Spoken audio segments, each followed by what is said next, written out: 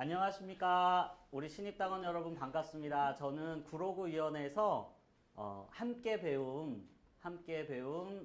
담당하고 있는 운영위원 홍준호입니다. 반갑습니다. 네, 이렇게 여러 같이 함양해 주시니까 감사합니다. 오늘 만나 뵙게 돼서 굉장히 반갑고요. 그리고 진심으로 감사를 드립니다. 정당에 가입한다는 것이 쉬운 일이 아니고, 게다가 주류 정당이 아닌 여당인 민주당이나 아니면 자유한국당이 아닌 진보 정당에 가입을 하셔가지고 또 이 자리에 이렇게 함께 신입당원 교육까지 오신 여러분 정말 환영하고 너무 감사합니다. 이렇게 서로 같이 오신 여러분들을 보면서 서로를 격려하는 의미에서 큰 박수 부탁드립니다. 네, 감사합니다.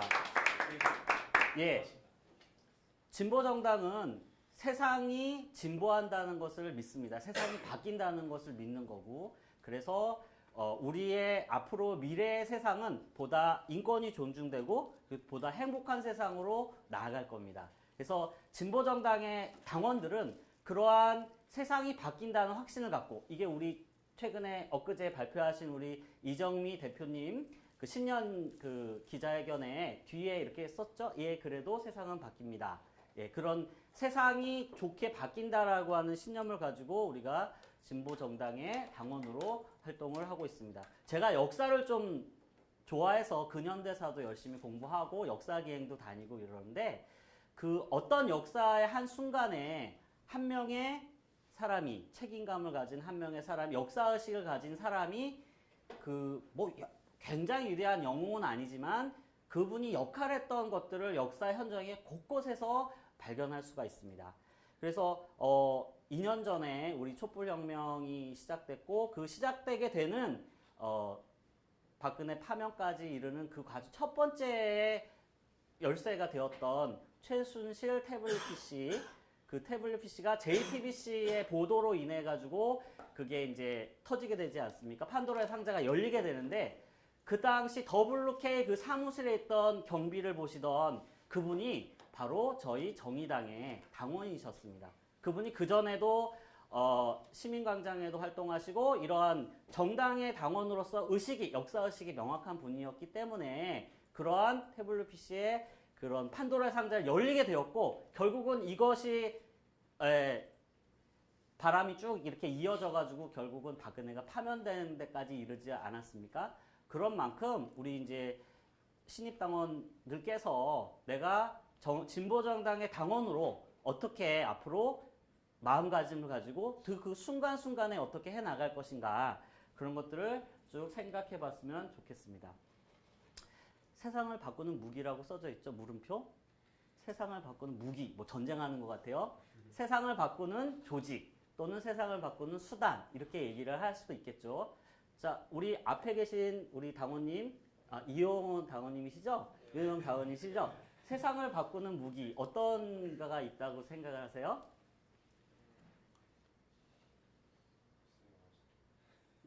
네, 갑자기 물어보시니까, 예, 죄송합니다. 예, 조금 그래도 우리 이용 당원보다는 좀 생각을 하실 수 있으니까, 당원이신데, 예, 어떻게 세상을 바뀌는 무기 어떤 게 있을까요? 총이요. 총. 진짜 무기. 진짜 무기를 말씀해 주셨구나. 예. 약간 가치관이나 자기가 무엇을 바라보는가에 따라서 세상을 바꾸는 수단, 조직, 무기는 다양하게 생각할 수가 있을 겁니다. 그래서 만약에 현실적인 것보다는 내가 내 삶의 어떤 평안과 사람의 어떤 내적인 것의 변화가 너무나 중요하다, 이렇게 생각하는 사람은 종교 조직이 세상을 바꾸는 유력한 수단이다라고 생각하시는 분도 있어요. 그래서 그런 분들은 교회에 가고 성당에 가고 절에 가서 그런 자기 종교 활동을 통해서 이렇게 생각을 하실 수가 있고, 또 어떤 분은 시민단체, 참여연대라든지 아니면 환경운동연합이라든지 어떤 주제 이슈를 가진 시민단체가 세상을 바꾸는 유용한 무기라고 생각할 수도 있고, 또 어떤 분은 21세기는 자원봉사의 시대야. 그래서 볼런티어의 시대이기 때문에 자원봉사 조직이 세상을 바꾸는 무기라고 생각하는 분이 있을 수 있어요. 그리고 최근에 협동조합, 이런 게 또 저도 협동조합을 활동을 하고 있습니다만은 협동조합이 세상을 바꾸는 무기다, 이렇게 생각을 하실 수도 있습니다. 그렇지만 직접적으로 제도적으로 권력을 다뤄서 이 세상을 진짜 바꿀 수 있는 그것은 정치의 영역이고 그 중에서도 여러분들이 당원으로 가입하신 뭐죠? 세상을 바꾸는 무기? 예, 정당이 현실적으로는 세상을 바꾸는 아주 유용한 무기이자 수단이자 조직입니다. 그래서 여러분들이 당원에 가입하신 의미는 이런 세상을 바꾸겠다라고 하는 의지가 같이 표명돼 있다라고 생각을 해보실 수가 있습니다. 자, 그림에 보니까 한 인물이 나오죠. 우리 여성 우리 신입당원님, 이 사람 혹시 아시나요? 갑자기 네. 이름이 앞자만 알려주시면 안 돼요? 토마스 모. 네, 토마스 모, 우리 김대중 대통령의 세대명이기도 한 우리 토마스 모어인데 이 토마스 모어가 쓴 책이 있죠? 예, 잘하시죠. 유토피아 1516년에 예, 유토피아라는 책이 썼고 이게 책 표지의 그림인데요. 그림이 뭐 같아요? 그림 안에 배들이 있고 뭐 같아요? 그림이?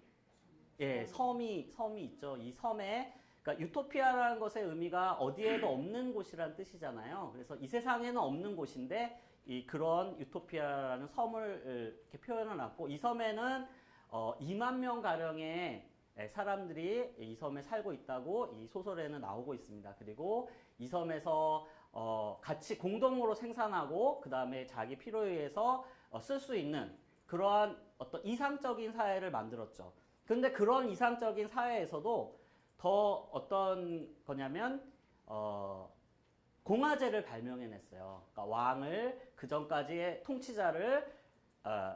통치자가 세습을 통해서 이어졌다면은 왕을 뽑을 수 있다는 어떤 개념을 잡았습니다. 그래서 20명에 한 명씩의 10호 그란트를 뽑아가지고 그 사람들을 통해서 왕을 뽑는 그런 공화제를 이 토마스 모어가 발명을 한 거죠.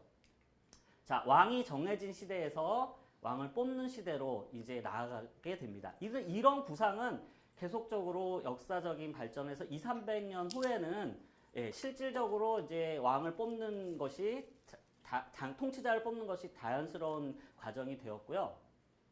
이제 사회혁명이 일어나는 거죠. 르네상스 이후에 경제적인 변화, 산업혁명이 일어나면서 큰 이제 변화가 일어나게 됩니다. 그런데 그 중에서 왕을 뽑는 통치자를 뽑는 그런 구상에서 정당들이 출현하게 되죠. 그 신흥 부르주아지들을 대별할 수 있는 정당들이 쭉 꾸려지게 되는데 그것이 투표권, 참정권이라고 할 수 있는 투표권이 있었는데 그 투표권이 모든 대중들에게 있었던 것은 아니죠. 누구에게만 주어졌었죠? 예. 네, 그렇죠. 세금을 내는 남성들에게, 부르주아지들에게만 돼 있었기 때문에 어떤 참정권의 영역이 굉장히 좁았는데, 근데 사회적인 격변들이 쭉 되다 보니까 너무 사람들이 일반 평민들은 또 노동자들 너무 삶이 힘들었습니다. 그래서 다 너무나 잘 알다시피 아동 노동이 돼서 5세부터 12세의 아이들도 노동을 하다가 죽어가는 게 너무나 많고 또 너무 생존이 분배 문제가 충분히 되지 않았기 때문에 이런 문제가 그러니까 경제적인 문제에서 이제 그것이 통치 체제의 문제로 가면서 이런 차티스트 운동, 인민헌장의 운동들이 벌어지면서 노동자들에게도 이제 투표권을 달라라고 하는 운동이 진행됐죠. 이 참정권 운동은 그 당시에는 노동자 중에도 남자만 그렇게 진행이 됐는데 그 이후에 여성, 그 다음에 노예, 흑인, 그 다음에 이주민 이런 참정권의 역사가 계속 또 발전해 나갑니다. 그래서 실제로 스위스에서조차도 여성의 투표권이 1971년까지 이렇게 참정권 투쟁이 쭉 벌어지게 되는 것이죠. 그래서 지금 이제 정당의 역사와 관련된 부분을 말씀드리려고 하는 건데 이 참정권 쟁취가 이게 진행이 되면서 아까 말씀드렸던 기득권들을 대변하던 정당들에서 이제 참정권을 얻은 노동자들, 일반 시민들이 뭘 조직합니까? 권력을 획득하기 위해서 정당을 조직하게 되는 거죠. 그래서 노동자 정당을 조직하게 되는 거고 그 전까지는 소수의 엘리트들이 가졌던 그런 정당들 틀에서 이제는 다수의 대중들이 참여하는 정당의 형태로 가게 됩니다. 그래서 영국의 노동당이라든지 독일의 사회민주당이라든지 이런 것들 몇백만, 300만 되는 당원들의 시대를 열었고 그것이 대중정당의 발전으로 오게 된 거죠. 그래서 보통 이런 역사를 알게 되면 지금의 기득권 정당들, 뭐 자유한국당이나 민주당이나 이런 정당들이 진정한 의미에서의 원래적인 의미에서의 대중정당하고는 좀 거리가 있고 사실 운영도 그렇지 않습니까? 우리 그전에 보스 정치라고 해가지고 인물 중심의 어떤 정당들이 쭉 되었던 것을 알 수 있습니다. 그래서 노동자 정당, 대중정당의 역사는 바로 더 참정권이 열린 시대의 역사고 그거를 좀 뒤에 좀 더 말씀을 드리도록 하겠습니다. 그리고 행복이라는 단어가 지금 여기 써져 있는데요. 자, 행복이라는 단어가 보면 다행이다 할 때 행과 그 다음에 복자가 써져 있습니다. 그래서 복자를 분석을 해보면 하나의 가족들이 한일의 입구자로 해서 하나의 가족들이 밭을 그 앞에 보일시 바라보는 형태죠. 그러니까 가족들이 밭을 바라보면서 자기의 생존, 자기의 경제적 삶 이것에 어떤 안도하는 우리가 먹고 살 수 있는 우리 밭을 보면서 바라보면서 다행이다고 여기는 거 이게 행복인 것이죠. 그래서 저희 정의당은 또 진보정당은 바로 우리 국민들에게 행복을 드리는 그런 활동이 우리의 당의 본류라고 할 수 있겠습니다. 그래서 진보 정치는 국민의 복을 지키는 정치라고 말씀을 드릴 수 있습니다. 다시 말하면 그 밭이 중요하죠. 경제적인 토대, 먹고 사는 문제 이게 중요한 것이죠. 바로 진보 정당은 우리 국민들이 그 밭을 차지할 수 있도록 이렇게 만드는 정당이라고 말씀드릴 수 있습니다. 그래서 왕이 정해진 시대에서 왕을 뽑는 시대로 그리고 더 나아가서 이제는 모두가 왕이 되는 시대. 우리 당원들이 정당에 참여해서 활동하게 되면은 권력을 획득할 수 있는 의원이 될 수 있고 시장이 될 수 있고 구청장이 될 수 있고 대통령이 될 수 있는 것이죠. 개인이 아니라 우리 당에 참여하는 노동자, 청년, 여성, 소수자, 장애인 이런 각각의 주체들이 그 주체들을 대표하는 사람들이 바로 통치할 수 있는 자기 통치를 할 수 있는 그런 시대가 된 거고 그런 시대를 우리 진보정당이 열어왔던 것입니다. 그래서 진보정당의 모든 것은 바로 오늘 이 자리에 앉아 계신 우리 신입당원 여러분 그리고 우리 당원들에 의해서 결정되고 그것이 우리 당의 모든 것이라고 볼 수 있습니다. 그래서 우리 당원들이 모여가지고 지역 대의원들이 있고 그다음에 서울시당 대의원이 있고 중앙대의원이 있고 전국위원이 있고 이런 대의체계 속에서 또 논의하는 속에서 당론을 당원들이 결정을 하고 또 그렇게 결정된 당론을 어떻게 모든 사람들에게 알려서 당론을 전파하는 그런 활동, 정치 활동을 하는 것입니다.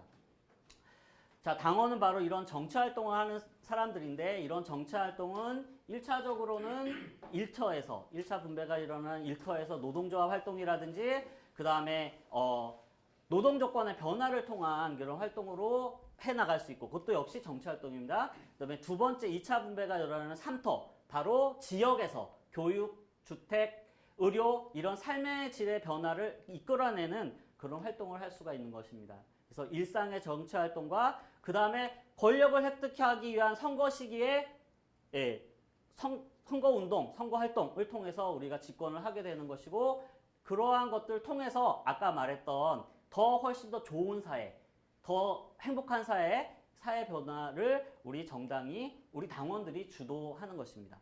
진보정당이 영어 표기로 프로그레시브 파티라고 말을 하는데 사실 외국인들이 볼 때는 이 프로그레시브 파티라는 것이 진보정당으로 이렇게 생각하지 않아요. 선입견이 그것은 진보정당이 아니라 오히려 우파정당이라고 생각하는데 그리고 진보정당의 본래적인 의미로 말하면 더 레프트, 좌파정당이라고 볼 수 있습니다. 이 좌파정당은 현재에 있는 그 기득권 체제 그리고 현재를 유지하는 게 아니라 미래를 바라보면서 미래를 제시하고 더 앞으로 나아가기 위한 그것을 가능케 하는 앞으로 나가기 위한 것을 가능케 하는 그런 정당 활동을 하는 것입니다. 그래서 진보정당 당원들은 공부를 해야 돼요. 미래를 예견해야 되니까 미래를 앞서가야 되니까 그래서 공부를 하고 우리 당원들은 또 행동을 해야 됩니다. 액션을 해야 됩니다. 그래서 우리 이 사회를 주도해 나가는 자랑스러운 정의당의 당원으로 자랑스러운 진보정당의 당원으로 태어나시기를 부탁을 드리면서 부족하지만 기초 1강 15분 안에 마치겠습니다. 감사합니다.